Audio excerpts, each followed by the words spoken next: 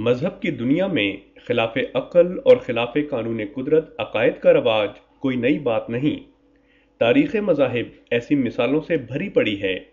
ایسے ہی خلاف عقل اور خلاف قانون قدرت عقائد میں سے ایک عقیدہ مذہبی شخصیات کا جسم سمیت آسمانوں پر چلے جانا اور مدت دراز بعد پھر دنیا میں دوبارہ آنا بھی ہے۔ ہندو مت میں بعض اوتاروں کا دوبارہ دنیا میں آنا مذکور ہے۔ سکھوں کے نزدیک ان کے بعض گرو دوبارہ دنیا میں ظاہر ہوں گے، جبکہ شیعہ کہتے ہیں کہ امام محمد کم و بیش گزشتہ 1200 سال سے زندہ موجود ہیں اور یہ کہ وہ قرب قیامت کے وقت دوبارہ دنیا میں ظہور فرمائیں گے۔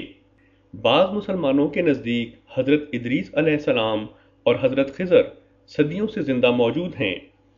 یہودیوں کے ہاں بھی مشہور تھا کہ الیاس نبی جسم سمیت آسمانوں پر چلے گئے ہیں اور یہ کہ وہ مسیح کی آمد کے عظیم الشان واقعے سے پہلے آسمان سے نزول کرتے ہوئے دوبارہ دنیا میں آئیں گے۔ چنانچہ سلاطین 2 باب 2 آیت نمبر 11 میں الیاس نبی کے جسم سمیت آسمان پر چلے جانے کے متعلق لکھا ہے۔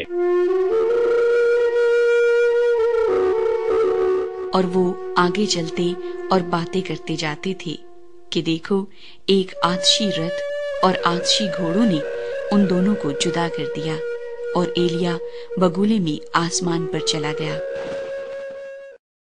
اسی طرح ایلیا نبی کے دوبارہ دنیا میں آنے کے متعلق ملاکی باب 4 آیت نمبر 5 میں مذکور ہے۔ دیکھو خداوند کے بزرگ اور ہولناک دن کے آنے سے پیشتر میں ایلیا نبی کو تمہارے پاس بھیجوں گا۔ لہٰذا مذہب کی دنیا میں اس جہاں سے کوچ کر جانے والوں کی دوبارہ آمد کا انتظار کوئی نئی بات نہیں، مگر سوال پیدا ہوتا ہے کہ کیا آج تک کبھی اس دنیا سے جانے والے دوبارہ واپس بھی آئے؟ ہر شخص جانتا ہے ہرگز نہیں۔ اس ٹھوس اور ناقابل تردید حقیقت کے باوجود آج 21ویں صدی میں بھی دنیا کی بڑی آبادی یہ عقیدہ رکھتی ہے کہ عیسیٰ علیہ السلام اب تک جسم سمیت زندہ موجود ہیں اور قیامت سے پہلے دنیا میں دوبارہ آئیں گے۔ سب سے دلچسپ بات تو یہ ہے کہ جب خود عیسیٰ علیہ السلام سے مسیح کے دعوے دار سے پہلے ایلیا نبی کے دوبارہ دنیا میں آنے کے متعلق سوال کیا گیا تو جانتے ہیں کہ انہوں نے کیا جواب دیا۔ انہوں نے فرمایا کہ دنیا سے گزر جانے والے ایلیا نے دنیا میں دوبارہ نہیں آنا تھا، بلکہ ایلیا سے تو یحییٰ مراد تھے، مگر یہ ظاہر پرست فریسی اس حقیقت کو نہ جان سکے اور خود بھی ایلیا کے آسمان سے اترنے کے خواب دیکھتے رہے اور عوام الناس کو بھی قصے اور کہانیوں کی دنیا سے باہر نہ آنے دیا۔ سو متی باب 17 آیات 10 تا 13 میں لکھا ہے۔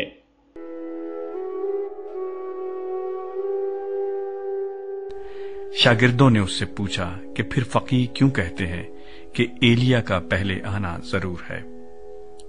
اس نے جواب میں کہا، ایلیا البتہ آئے گا اور سب کچھ بحال کرے گا، لیکن میں تم سے کہتا ہوں کہ ایلیا تو آ چکا اور انہوں نے اسے نہیں پہچانا، بلکہ جو چاہا اس کے ساتھ کیا۔ اسی طرح ابن آدم بھی ان کے ہاتھ سے دکھ اٹھائے گا۔ تب شاگرد سمجھ گئے کہ اس نے ان سے یوحنا بپتسمہ دینے والے کی بابت کہا ہے۔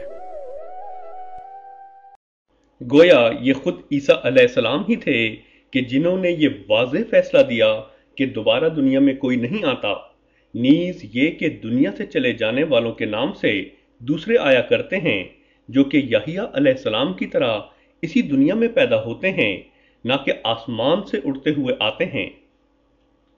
ان تمام تر حقائق کے باوجود آخر وہ کون سے ایسے واضح اور شک و شبہ سے بالا تر شواہد ہیں کہ جن کی بنا پر مسلمان علماء کی بھاری اکثریت یہ یقین رکھتی ہے کہ عیسیٰ علیہ السلام جسم سمیت آسمانوں پر اٹھا لیے گئے ہیں، اور یہ کہ کسی وقت بجسم عنصری وہ آسمان سے زمین پر اتریں گے۔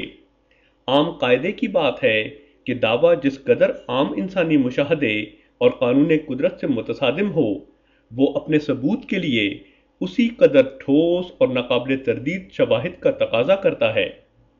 اس سادہ سے اصول کے تحت اب ہم جائزہ لیتے ہیں کہ غیر احمدی علماء کے پاس اس سلسلے میں آخر کس قدر ٹھوس شواہد موجود ہیں۔ سو آئیے سب سے پہلے دیکھتے ہیں کہ ایک چوٹی کے غیر احمدی عالم دین مولانا مودودی صاحب اپنی زندگی بھر کی قرآن دانی کے نتیجے میں اس بارے میں آخر کس نتیجے پر پہنچے۔ چنانچہ اپنی کتاب رسائل و مسائل صفحہ 59 پر مولانا موصوف لکھتے ہیں،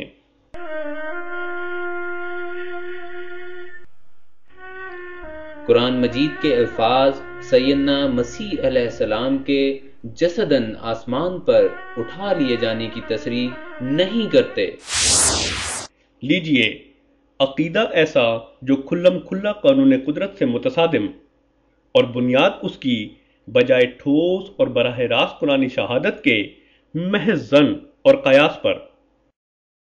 اس موقع پر شاید کوئی مولوی نما صاحب کہیں کہ قیاس اور ظن کی بات نہیں، بلکہ قرآن مجید میں تو واضح طور پر آتا ہے کہ اللہ تعالیٰ نے حضرت عیسیٰ علیہ السلام کو پورا یعنی جسم و روح سمیت اپنی طرف لے لیا، جیسا کہ ڈاکٹر اسرار احمد صاحب بھی سورہ آل عمران آیت 55 کی تشریح کرتے ہوئے فرماتے ہیں، اس قال اللہ یا عیسیٰ انی متوفیک و رافعک الیہ، یاد کرو جب کہ اللہ نے عیسیٰ سے کہا عیسیٰ میں تمہیں اب لے جانے والا ہوں۔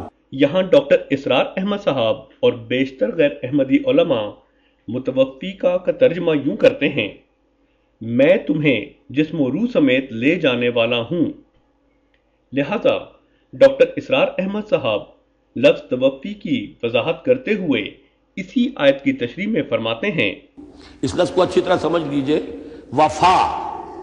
وفا کے معنی ہے پورا کرنا، وعدہ وفا کرو، وفا اسی سے پورا لے لینا، یہ باب تفاعل ہوگا، توفا یا توفا، کسی کو پورا لے لینا، تو پورا لے لیتا ہے اللہ تعالیٰ نے۔ یہ لفظ جو ہے پورا بتمام و کمال، یہ گویا کہ منطبق ہوتا ہے حضرت مسیح پر کہ حضرت مسیح کو ان کے جسم اور جان سمیت اللہ لے گیا۔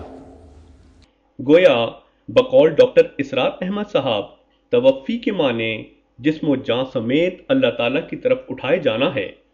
آئیے دیکھیں کہ جب یہی اصطلاح یعنی توفی اسی پس منظر میں قرآن مجید کے دوسرے مقامات پر آتی ہے تو یہ غیر احمدی علماء اس کا کیا ترجمہ اور تفہیم کرتے ہیں۔ سو ڈاکٹر اسرار احمد صاحب سورہ آل عمران آیت 193 کے تحت فرماتے ہیں، متوفنا مع الابرار، اور ہمیں وفات دیجو اپنے نیکوکار وفادار بندوں کے ساتھ۔ ناظرین نے ملاحظہ کیا کہ وہی لفظ توفی جب عیسیٰ علیہ السلام کے علاوہ دیگر بنی نوع انسان کے لیے آتا ہے تو غیر احمدی علماء کے نزدیک اس کے معنی بدل کر وفات ہو جاتے ہیں۔